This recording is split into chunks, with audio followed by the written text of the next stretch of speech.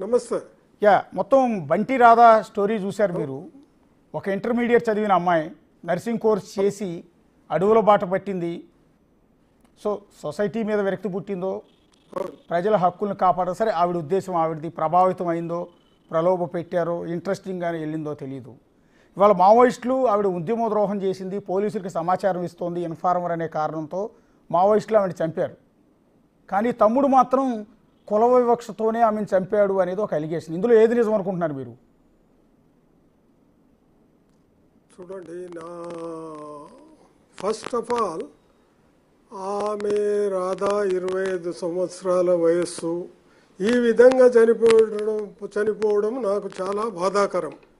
రెండవది, నాకు తెలిసినంత వరకు ఉద్యమములో పార్టీలో ఉన్న వాళ్ళు ఎవరైనా కానీ సరిగా పని చేయలేకపోయినా, లేక లోపల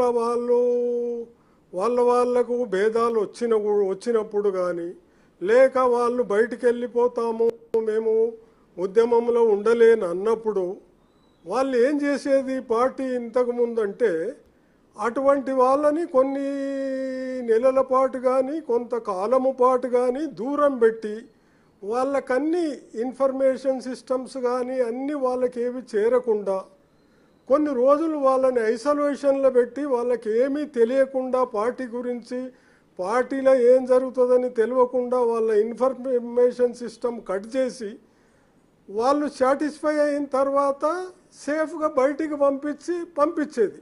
అప్పుడు బయటకు వచ్చి వాళ్ళు సరెండర్ అయ్యేది. ఈ విధంగా ఉండేది. అది నాకు తెలిసిన విషయము.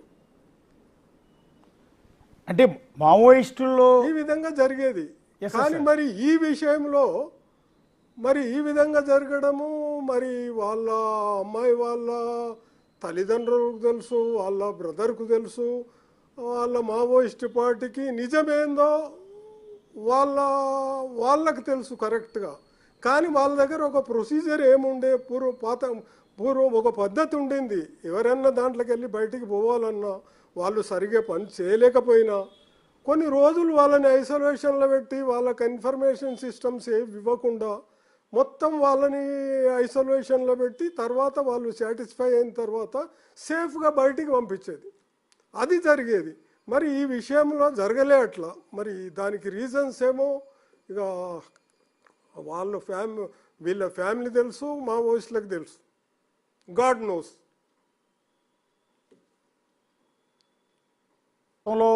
మీకు తెలుసు, ఉద్యమంలో చాలా మందిని ఇన్ఫార్మర్ల నెపంతో సమాచారం లీక్ చేశారనే కారణాలతో చాలామంది మావోయిస్టులే హత్యలు చేసిన సందర్భాలు మనకు తెలుసు.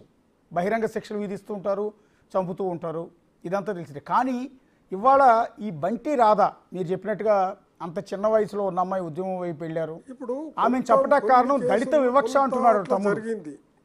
అంటే మావోయిస్టుల్లో చాలా సందర్భాల్లో వాళ్ళని పార్టీ నుండి దూరం పెట్టి ఐసోలేషన్లో పెట్టి వాళ్ళ ఇన్ఫర్మేషన్ సిస్టమ్ అంతా కట్ చేసి వాళ్ళు పూర్తి సాటిస్ఫై అయిన తర్వాత బయటికి పంపించేది. మరి ఆ పద్ధతి ఈ విషయంలో, ఈ అమ్మాయి విషయంలో ఫాలో చేయలేదని నేను అనుకుంటున్నాను. అంటే ఈ అమ్మాయి ఇచ్చిన సమాచారంతో మావోయిస్ట్ అగ్రనేతలందరినీ కోల్పోవాల్సి వచ్చింది. ఆంధ్ర ఒరిస్సా సరిహద్దుల్లో జరిగిన అనేక ఎన్కౌంటర్లు, బలిమెల్లో రీసెంట్గా 5 ఏళ్ల క్రితం జరిగిన ఎన్కౌంటర్లో ఏకంగా 30 మంది చచ్చిపోయారు. మావోయిస్ట్ అగ్రనేత రామకృష్ణ కొడుకు మున్నాతో సహా 30 మందికి పైగా మావోయిస్ట్ అగ్రనేతలంతా చనిపోయారు. సో ఇలాంటి సమాచారం, వీళ్ళందరూ ఇక్కడ సమావేశం అయ్యారన్న సమాచారం మొత్తం రాధ పోలీసులకు ఇచ్చింది. తద్వారా మా వాళ్ళందరినీ పోలీసులు చంపేశారు అనేది వాళ్ళ ఆరోపణ. ఇప్పుడు సరే, వాళ్ళ ఆరోపణ ఆ విధంగా ఉంది. ఆమె చనిపోయింది కాబట్టి, చంపినారు కాబట్టి ఆ విధంగా ఉంది. మరి అది వాళ్ళు చనిపోయి రామకృష్ణ కుమారుడు చనిపోయి ఎన్ని రోజులైంది? మరి అన్ని రోజుల నుండి ఈమె ఐసోలేషన్లో పెట్టినరా? ఈమెకు ఇన్ఫర్మేషన్ సిస్టమ్ అంతా కట్ చేసి ఐసోలేషన్లో పెట్టలేదా? ఇవన్నీ పక్కకు పెడితే ఎవరినే కానీ ఒక సెల్ఫ్ డిఫెన్స్లో తప్ప